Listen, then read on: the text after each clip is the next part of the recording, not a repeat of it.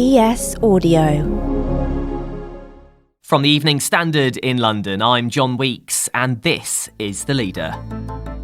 In less than 2 days' time, the red briefcase will make an appearance as Jeremy Hunt prepares to announce his first significant economic plan for the country, the Autumn Statement. We are going to see everyone paying more tax, we're going to see spending cuts, but we'll make sure that we protect the most vulnerable and in particular deal with the single biggest worry for people on low incomes, which is the rising cost of their weekly shop and rising energy prices. On the BBC's Sunday with Laura Kuenssberg programme, the Chancellor gave a clue as to what he's focusing on.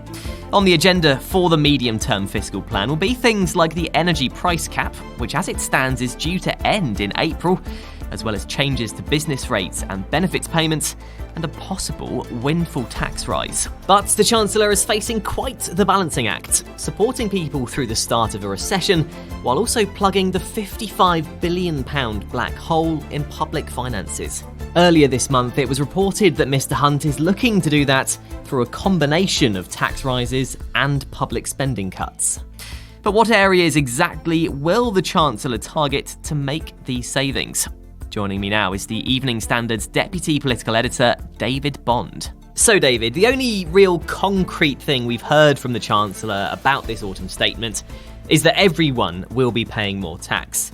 Have we had any other clues as to what taxes he might target specifically? Ever since the date for the autumn statement was really pushed back after Rishi Sunak became Prime Minister, there's just been this very, very long process of preparing the ground, rolling the pitch, as they say at Westminster, to get everyone ready for what might be coming. Now, we've seen story after story briefed out to the papers on what might be coming. Some of it might have been to test the ground on more contentious measures. Others may have been just to see how some of the things that they have to do play out. But the message from Jeremy Hunt has been persistent. It's going to be, to use his phrase, eye-wateringly difficult. And he's not shied away from that. Rishi Sunak was saying much the same thing on his way over to the G20 in Bali over the last 24 hours or so. So no one can be in any doubt that it's going to make for some quite uncomfortable listening on Thursday. Of course, everything that we're going to go on and talk about in a sec needs to be caveated by the possibility that come Thursday there may be some late change or it isn't in there. But certainly the sort of stories that have emerged over the last couple of weeks all look pretty well briefed by Treasury sources to me. So I think we can expect some of the main ones which keep coming up to be in there when Jeremy Hunt stands up in the House on Thursday. And this budget will impact everyone. I think everyone will be keeping an ear out for what's to come because of the situation we're in. Certainly energy, I imagine, will be high on the agenda with the price cap at the moment ending in April. Surely there's going to be some kind of support offered beyond that point. One of the ideas that seems to have emerged is not only increasing the existing windfall tax, the energy levy that's been levied on oil and gas UK companies, which is 25%, increase that to 35%. That's one of the things that's come out. And then also extend it to electricity generators, which when Rishi Sunak, because he was Chancellor at the time, when he announced the energy windfall tax, he stopped short of going after the electricity generators. But now it looks like Hunt and Sunak will do that and slap a 40% levy on those firms, which will raise a lot of money over the next few years. And as well as increasing it for those oil and gas companies who have already been whacked by that tax, it will also be extended for a further 2 years, so beyond 2025 to 2027, 2028. So that's definitely in the mix. In terms of other tax rises, I think most of them are going to come by stealth. So rather than slapping a penny on income tax for everyone or going back to that national insurance rise, which was scrapped by Liz Truss after her brief time in number 10, the way that I think that Hunt is going to do it is by freezing these thresholds on income tax across the board, also reducing the point at which the top rate of income tax, the 45p rate, that contentious, if you think back to the Kwasi-Kwarteng mini budget where it was going to be abolished completely. Now, Jeremy Hunt's looking at pulling that down from £150,000 a year to £125,000. So if you earn 125k, you could be paying the 45p rate on your salary from after the autumn statement or from whenever that kicks in. So some stealthy tax measures along with those windfall taxes will do much of the heavy lifting, I think, in trying to plug that black hole. Before we look at the potential cuts, is VAT an area that the Chancellor might explore to try to sort of plug that gap? It's a good question. It hasn't really come up, has it, at all, in all of the speculation that we've seen. I think there's an obvious problem with VAT is that while it is very effective at raising lots of money, at a time of such high inflation, and we'll get the latest inflation figures for October tomorrow, but if you go back to the September figures, it was 10.1%.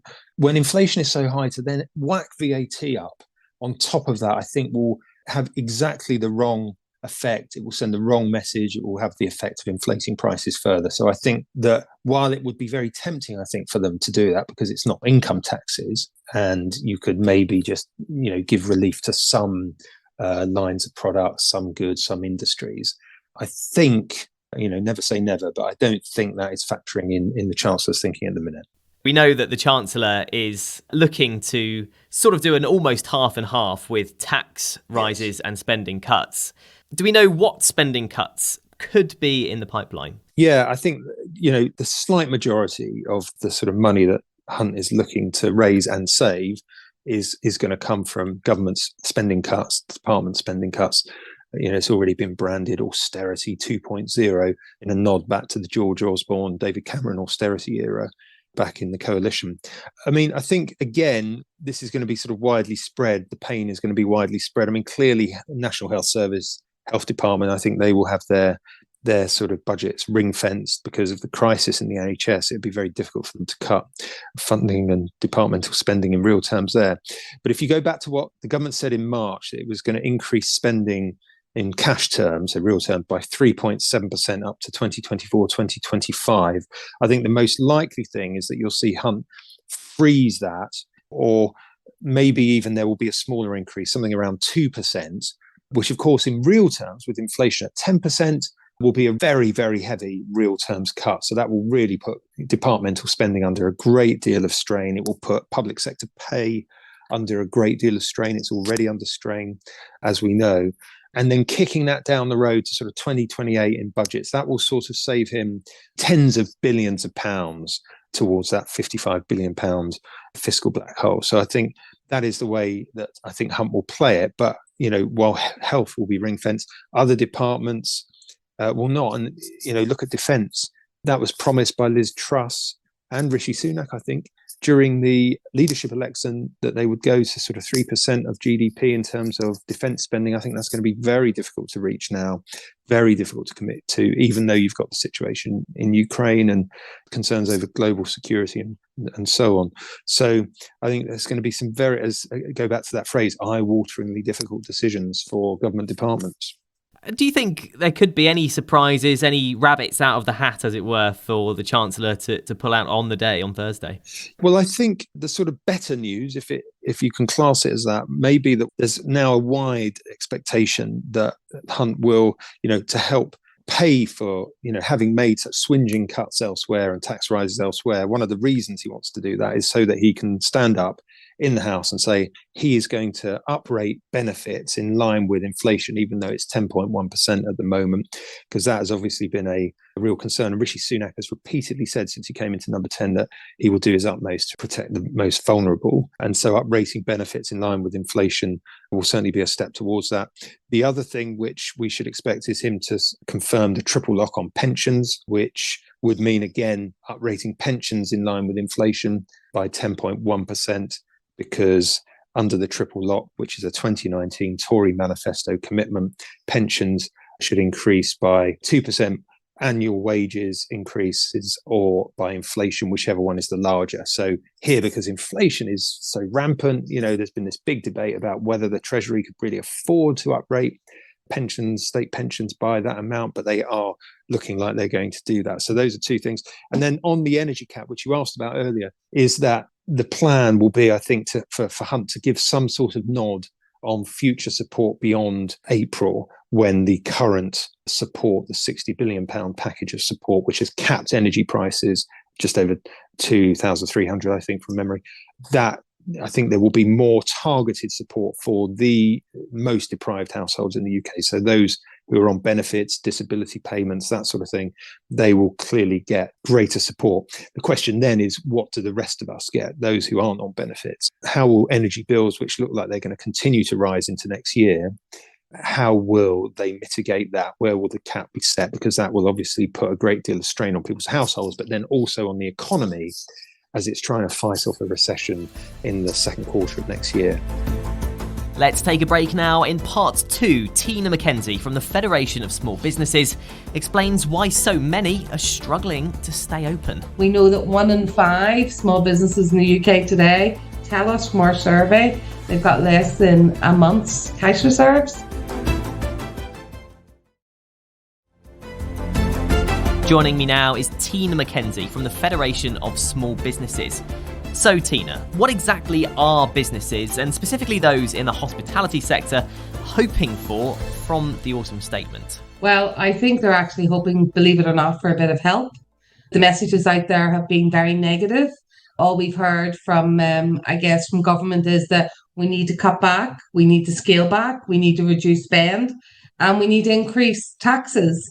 And I think for especially hospitality across the country, coming out of COVID, I think a lot of businesses are cutting down the days that they're open, cutting down the hours that they actually work.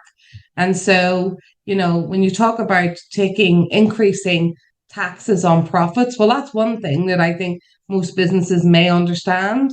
However, when you're looking at the business environment that we're in right now, where, even with the energy cap, energy costs are up. Inflation is still, even though it's a 10% producer inflation is closer to 22%.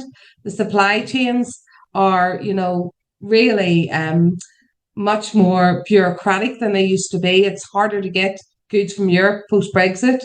And, we're getting tariffs that we didn't have before. So what government support could help our small and medium businesses stay open for the duration? There are a lot of things for us that the government could do to help small businesses and help businesses like hospitality that doesn't necessarily cost a lot of money. There's some things that don't cost anything. So, for example, if you effectively mandated big business and local government paying their bills on time, you would really help small businesses, because a lot of small businesses are waiting for big businesses and for local government and national government to pay their bills.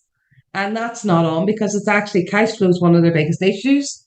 We know that 1 in 5 small businesses in the UK today tell us from our survey they've got less than a month's cash reserves. And based on where we're at now, what would it take for big swathes of businesses across the country to actually shut up shop? Going into the pandemic, we were sitting at about 5.9 million businesses in the UK.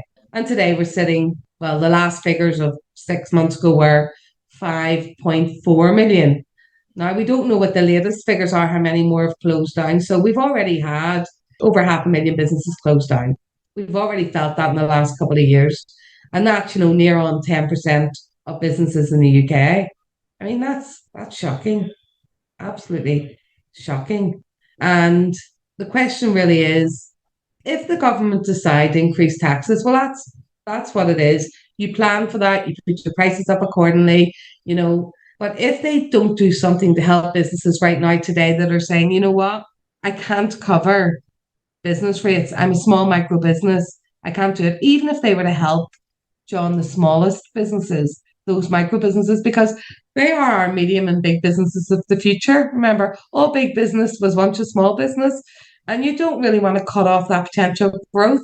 And the government get it. They keep saying economic growth. And you look around, the rest of Europe and America, and there's a push on economic growth. What else can you do to help business? And all I'm hearing right now is increase in taxes and a reduction in spend. There isn't any innovative ways or any other focus on business. And that's why I'm saying to the government, please put a focus even on late payments, because that would really help businesses and it doesn't cost you a penny. There's more news, interviews and analysis in the Evening Standard newspaper and at standard.co.uk.